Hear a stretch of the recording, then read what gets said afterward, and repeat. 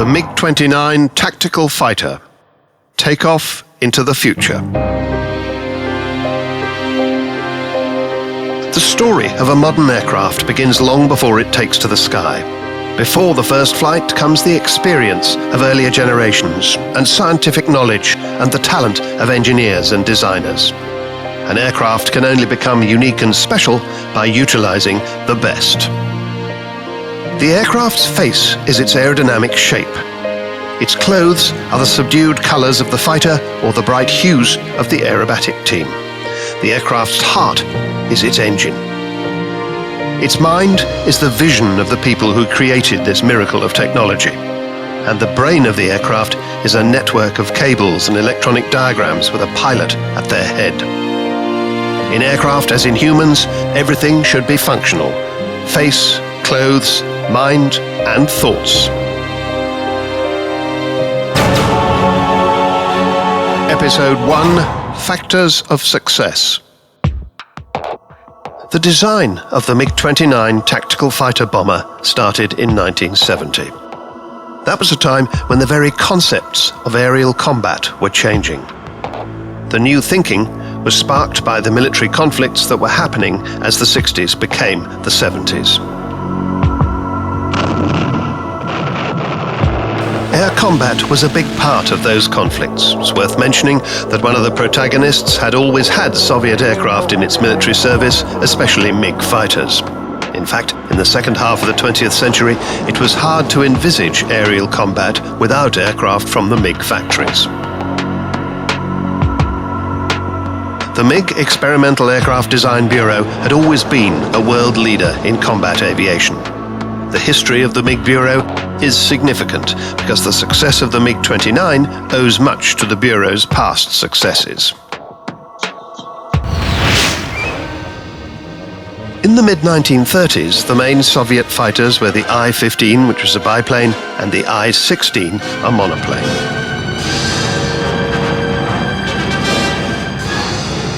They'd been designed under the supervision of Nikolai Polikarpov in what might have been the only fighter aircraft design bureau in the Soviet Union at the time. The Spanish Civil War provided a serious test of the combat capabilities of the Polikarpov fighters. It soon became clear that they needed to be replaced urgently. Their nemesis was a new generation German fighter, the Messerschmitt 109. In 1939, a group of designers from the Polikarpov Bureau developed a project for a high-speed, high-altitude fighter. It was to be designated I-200. On the 8th of December 1939, a decision was taken to set up an experimental design department at the Aircraft Plant No. 1 to proceed with work on the I-200 aircraft. Artyom Mikoyan was appointed department chief and Mikhail Gurevich his deputy. This was the start of a new aircraft design bureau. Artyom Mikoyan and Mikhail Gurevich made a very good team. Mikoyan was a wonderful organizer and Gurevich was a brilliant engineer. Their long-term creative union produced generations of aircraft that were outstanding in world aviation. The first of the Design Bureau's I-200 fighters made its maiden flight on the 5th of April 1940 in the hands of test pilot Arkady Yakatov. In December, the fighter was designated MiG-1 for Mikoyan and Gurevich 1.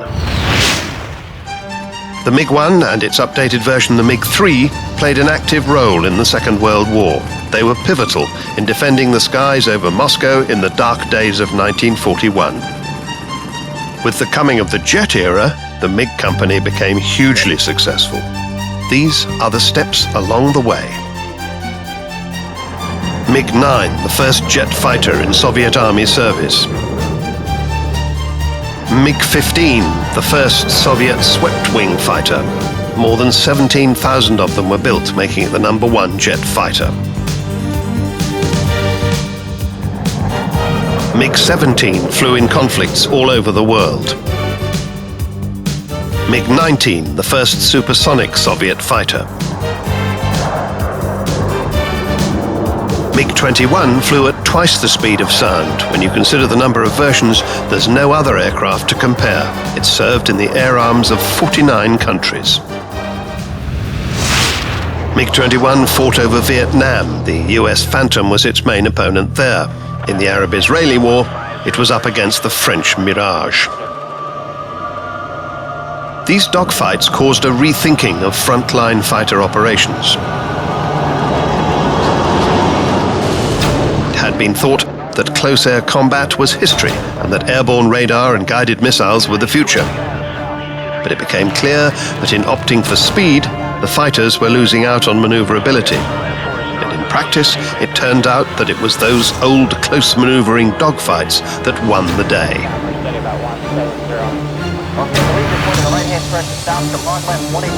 An update to the latest MiG-23 was the first response. It had a variable sweep-back wing, and that gave it flexibility in close combat. But it was not enough. What was needed was a completely new fighter.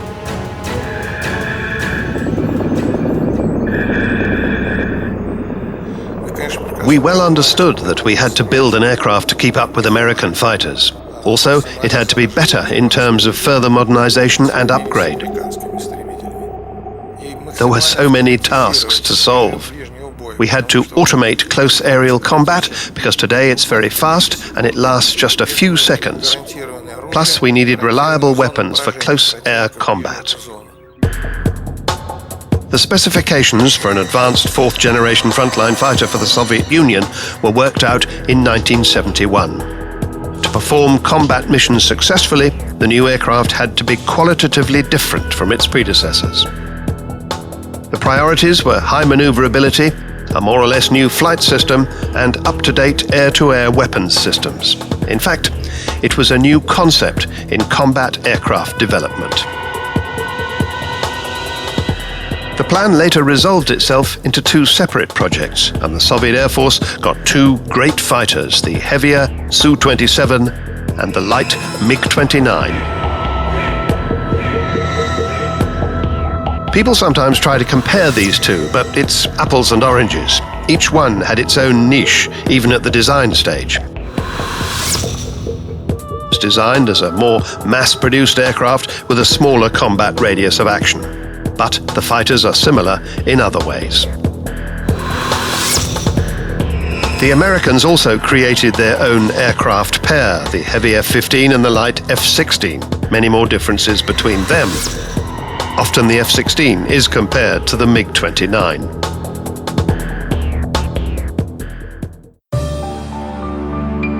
Alexander Chumachenko was appointed to supervise the MiG-29 project under Rostislav Bilyakov. He'd become head of MiG the year after Artem Mikoyan's death in 1970. Two layouts were considered for the fighter. One was like the earlier reconnaissance interceptor MiG-25. In its day, the MiG-25, with its unique steel structure and its top speed of 3,000 kilometers an hour, was a great scientific achievement. In fact, a world altitude record is still held by the MiG-25. The MiG-25 layout was considered unpromising for a maneuverable frontline fighter. Instead, they went for an integral layout where the wing with a filleted root formed a single lifting body with the fuselage. That decision made a huge difference to the maneuvering performance of the new aircraft. The wing was fitted with a leading-edge droop flap, and that enhanced the lift capacity of the wing. Two vertical fins gave the MiG-29 better stability at high speed. The engines and their air intakes went under the lifting body, and that also improved combat performance. After millions of calculations and experiments at Sagi, General designer Rostislav Bilyakov approved the integral layout for the MiG-29. In September 1973, our general designer appointed me as a MiG-29 principal designer. The work was very interesting. That was a job for real men, I'd say. The MiG-29 fighter is a breakthrough in our technology, in our science, our aircraft design, and our aerodynamics. It's a conceptually new aircraft in all respects. Это самолет принципиально, но во всем. The design called for new materials in the structure. The traditional aluminium alloys were partially replaced by carbon fiber composites. You could see it on unpainted aircraft. The carbon fiber bits are grey. These light but very strong composites have become indispensable in modern aircraft construction. Nowadays, they're an essential part of the fifth-generation T-50 Russian fighter. But it was the MiG-29 that pioneered their use in Soviet aircraft.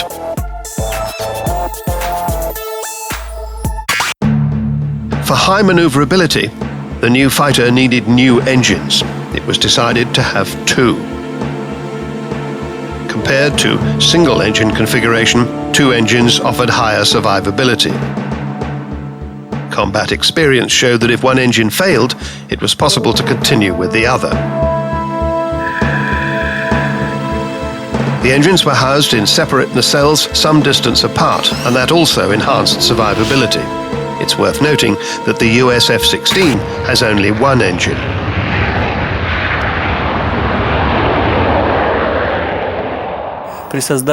One of the most important tasks in MiG-29 development was the power plant. We had to answer the question, what engine should we choose? Eventually, we had a unique engine that could operate at any G-load, any speed, and with any turbulence in the engine intake. This is the first aircraft in the world with no engine limitations for the pilot. The pilot controls the engine the way he needs to. Летчик может управлять двигателем, как ему нужно. The engine for the new MiG was developed at the factory named after the engine designer Klimova. Sergei Izotov was a chief designer. The engine was designated RD-33, a bypass turbojet with an afterburner. It was lighter and more fuel efficient than its predecessors. The RD-33 weighed a ton and produced 8 tons of thrust. That meant that the aircraft thrust-to-weight ratio was greater than 1, and the total engine thrust exceeded the aircraft's takeoff weight. This engine performance means faster acceleration and more agility under high G-load. It also means higher rate of climb and, in the end, superiority in air combat.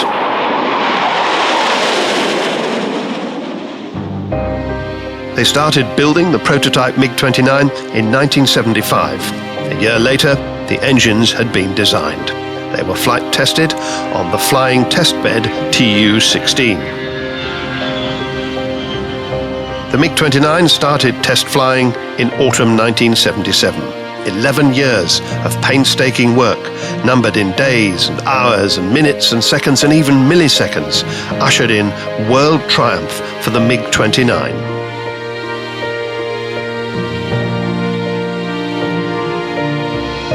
Its maiden flight was on the 6th of October 1977 in the hands of the chief test pilot of the Mikoyan Design Bureau, Alexander Fedotov.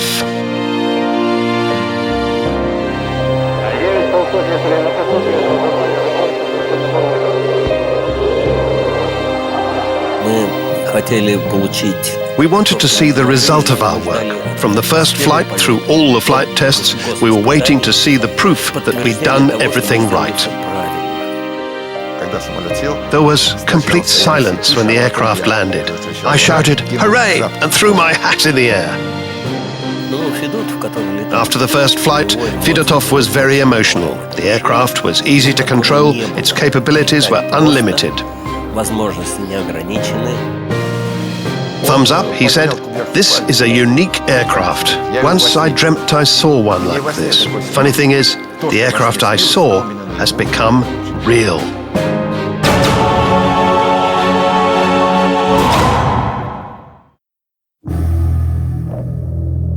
Early on in testing, the engines were the main problem. They didn't develop their planned thrust, and at the same time, they were not reliable. One failure followed another.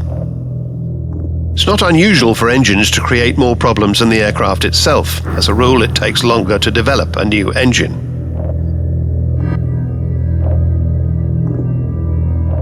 It all kicked off in the summer of 1978. On the 15th of June, test pilot Valery Minitsky was doing a scheduled test flight in the second flying prototype. Alexander Fedotov was flying chase in a MiG-27. From Valery Manitsky's published memoirs,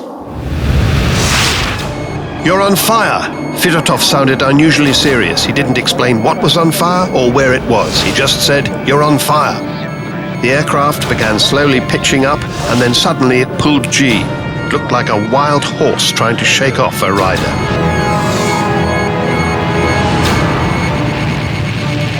"10 kilometers to go to the runway, 800 meters to the ground. It's time." I grabbed the ejection handles and pulled them.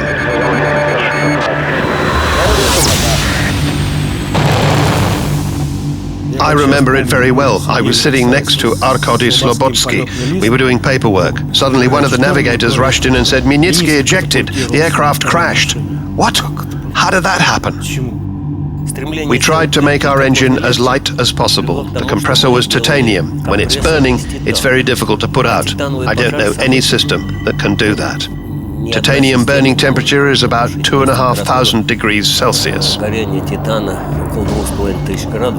First, the engine's second support was destroyed. Titanium compressor parts started rubbing against each other, and a fire started. It destroyed part of the control system. The aircraft became uncontrollable and pitched up. When it began to descend, the pilot realized there was nothing he could do and ejected.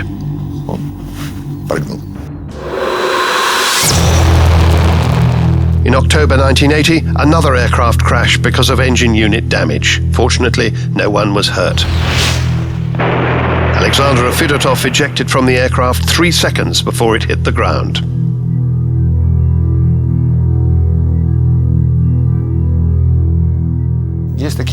There are special tests when an aircraft gets near its performance targets. We have to test it to the limit and even further. We tested one close to 1,500 kilometers an hour. At that time, no aircraft could achieve such a speed. At 1,360 kilometers an hour, a combustion chamber blew up.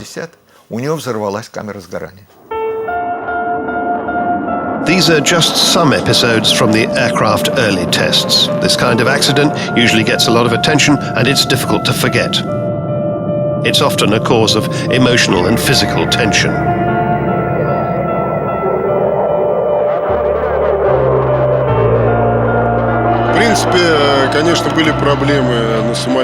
The aircraft did have some problems, as any new aircraft does, but I have to say that when we flew it for the first time, I mean both Fedotov and myself, then my colleagues, we immediately noted its superb lift-drag ratio and wonderful power-to-weight ratio, which up to now is unsurpassed. So at that time, the most important features of the aircraft were apparent in all their splendor. And of course, its quality. There was talk about first or second generations. Everybody was confused with the generations. But when we saw the MiG-29, and it was the predecessor of the Su-27, we realized that they were both aircraft of quite a different generation.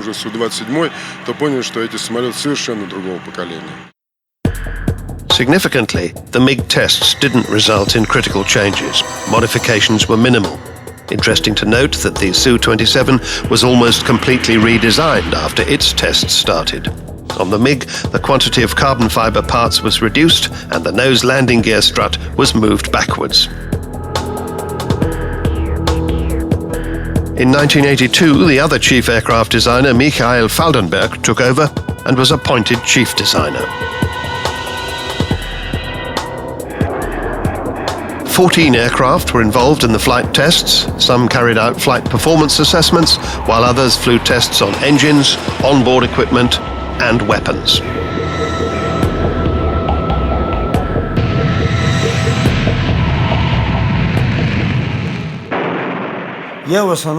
During the test program, I had to check the MiG-29's maneuverability. I remember my first MiG-29 flight very well. I took off and put the aircraft into level flight. Then I made a turn to see how it went. Slight pressure on the stick, the aircraft turned easily. I increased thrust, the aircraft started turning like crazy. I thought, goodness, I've got to stop or I'll get dizzy. So I went back to straighten level and waited a bit. I'd never flown an aircraft like this before. It's a real tactical fighter, a fighter perfectly designed for air combat. Действительно, истребитель, фронтовой истребитель для воздушного боя. The MiG-29 flight tests were complete by 1983. They'd taken 3.5 years and almost 2,500 flights. The aircraft demonstrated superb maneuvering and combat performance.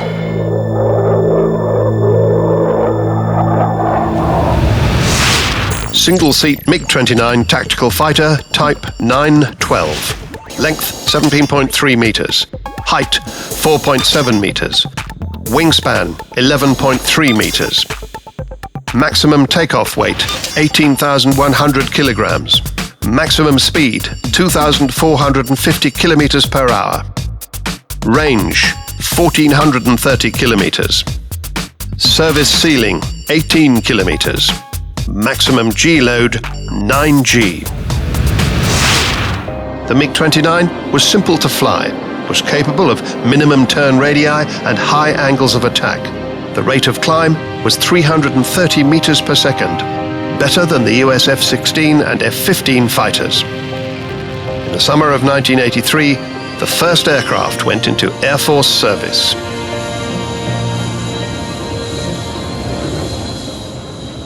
My first impression was that I'd entered a new dimension. I'd found myself in the future. The MiG-29 was completely different from anything I'd flown before. It was something extraordinary that I'd never before experienced. I would say this fighter was a revolution. It was something I couldn't even have imagined before. When I first took off in the MiG-29 and made the first turn at full thrust, I realized that the aircraft was flying a very tight turn. I was amazed. I really loved it.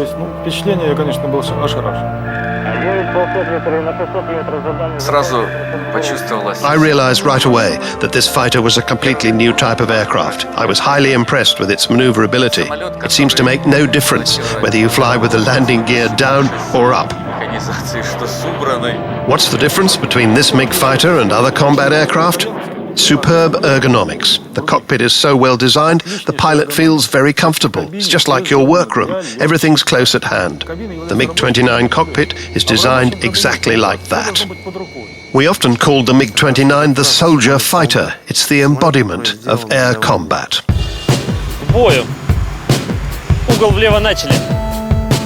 This is the present day at the Russian Air Force Combat Training Center at Lipetsk Air Force Base. A new generation of pilots is flying the MiG-29 fighter. It's still making them happy.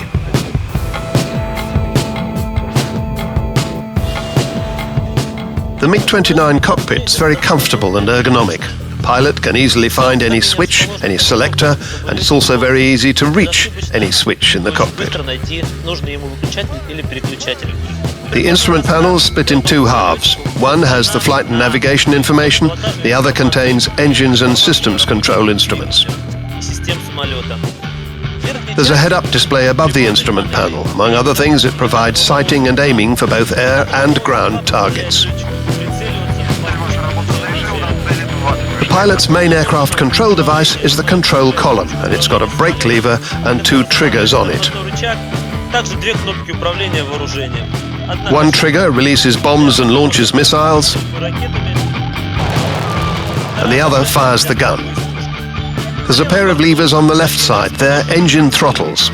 Now they're in the idle thrust position. You push them forward to increase the engine thrust. If you need afterburner, you press a button on each throttle and push it forward as far as it will go.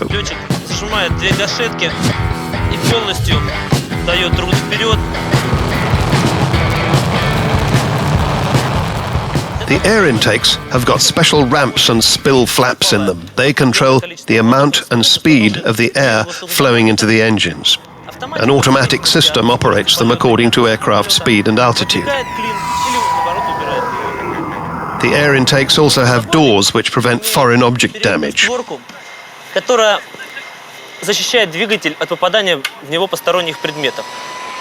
The door closes when the engine starts. It protects the engine from foreign objects getting inside when the aircraft's moving on the ground. The air gets in through upper inlets. During takeoff, the door opens and the upper inlets close at 200 kilometers per hour. On landing, everything happens in the reverse order. As soon as the engine stops, the door opens to give access to the engine.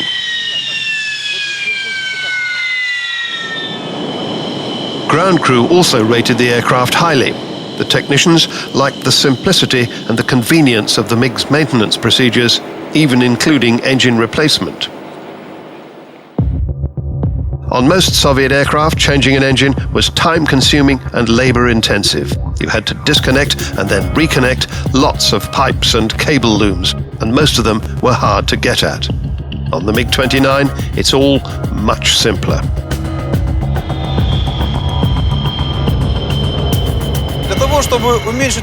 Some of the technical design of this aircraft significantly reduces the maintenance time. For instance, engine cowls designed specially for the aircraft make taking the engines out much quicker. The cowls make the access much easier. Now you can replace an engine in just a few hours. That's important in tactical fighter maintenance. The access hatches are very easy to reach, so the MiG-29 needs less time for maintenance than earlier combat aircraft did. This is how they replaced the 3 landing lights on the aircraft. Putting in a new braking parachute takes just a few minutes. This parachute halves the landing roll distance to about 750 meters.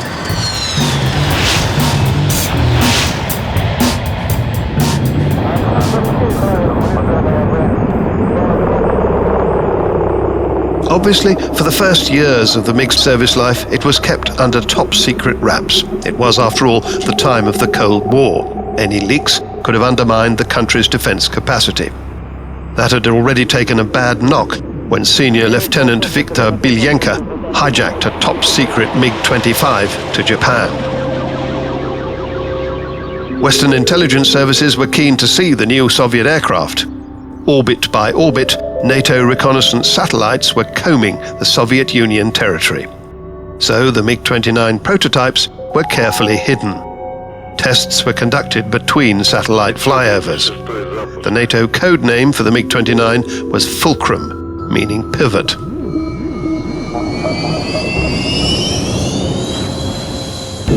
The fighters were made in Moscow, and final assembly and flight testing were done at Luchowitz town in the Moscow region.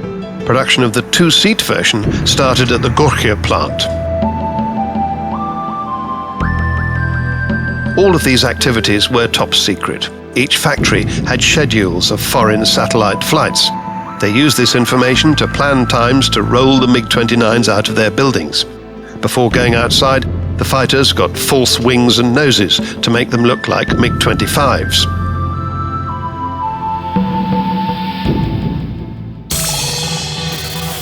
Outside and in, the MiG-29 and its weapons control system were attracting much interest. The MiG-29 radar was developed at the Phasatron Research and Design Bureau. This radar can detect a hostile aircraft or missile up to 60 kilometers away, and at the same time, it can track up to 10 targets at once. Another important component of the targeting system is the COLS infrared search and track device. It's got a heat seeker that detects targets from the thermal radiation that mostly comes from their engines. And the range to a target is established by a laser rangefinder and target designator.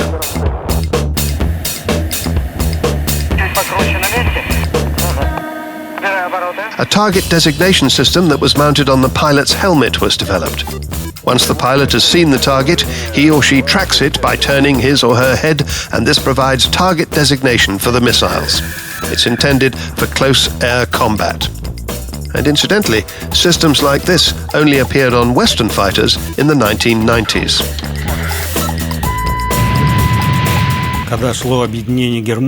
With the reunification of Germany, the Luftwaffe and the Bundeswehr were finally able to examine every aspect of the MiG-29. They came, they checked the aircraft in minute detail, and they concluded that no country in the world had ever had such a great fighter. This is Playboy magazine. In an article, a German pilot says, "This is an excellent killer.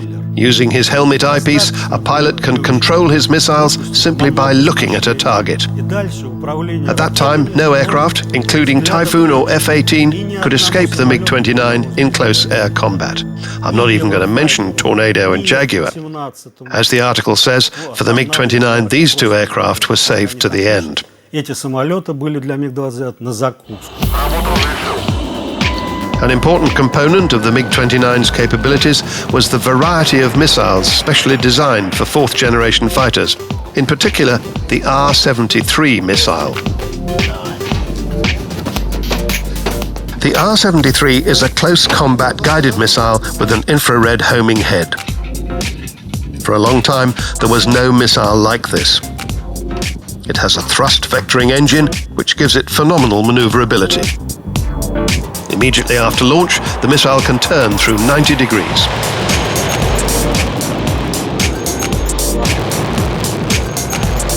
Doesn't have to keep the aircraft pointed at the target. All he has to do is watch it through his helmet sight. You can't dodge an R-73 in close combat.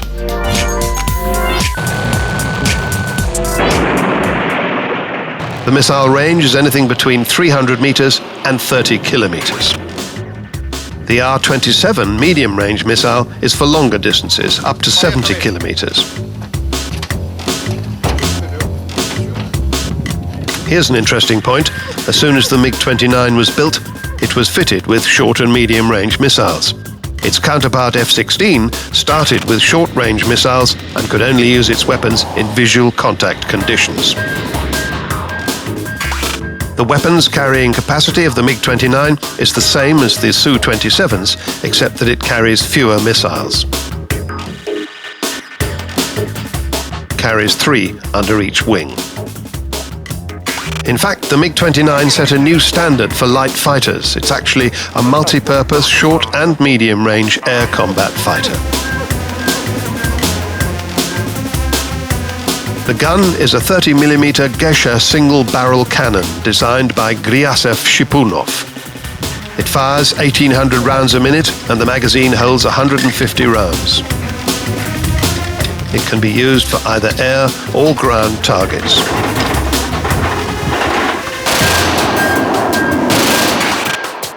The MiG-29 can also carry bombs and rockets. These are 250-kilogram bombs being loaded. And these are 80mm rockets. Each underwing unit holds 20 of them.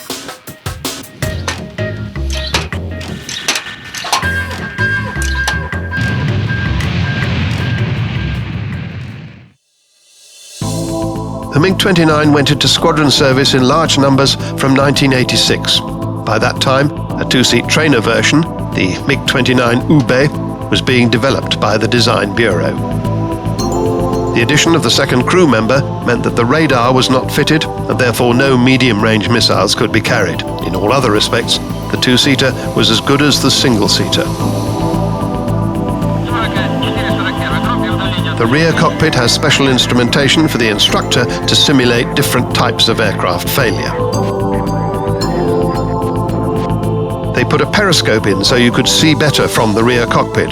Not quite like a submarine periscope perhaps, but it does have a system of mirrors. It's used during takeoff and landing, and it lets the instructor see the runway in front of the aircraft.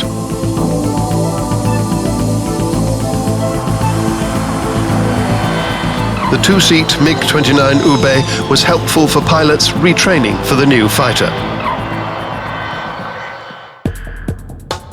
Of course, just because the aircraft had gone into squadron service, it didn't mean that development stopped.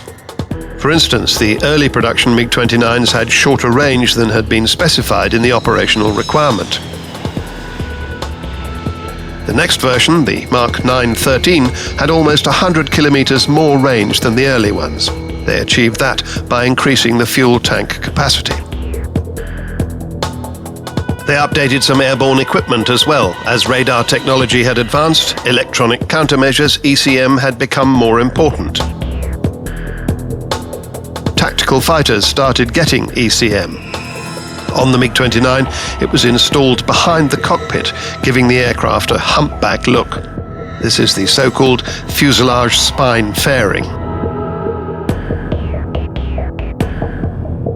ECM transmitting and receiving aerials are located in different parts of the aircraft, for instance, in the wingtips. The transmissions send out jamming signals which blind enemy radars and their missile seeker mechanisms. Another modification was for the defensive systems. This mod was not so secret. We even see it demonstrated by the Swift's aerobatic team.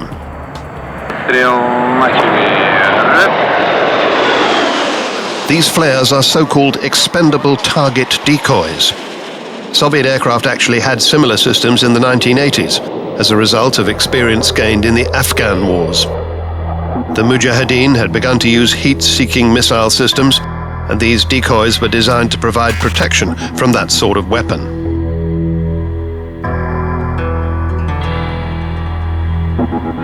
The MiG-29 has 2 flare dispensers, each carrying 30 cartridges. When the cartridge burns out, it creates a thermal spot where the temperature gets to about 3,000 degrees Celsius. That's significantly hotter than the temperatures in the aircraft engines. The missiles are decoyed away from the aircraft so that they explode harmlessly.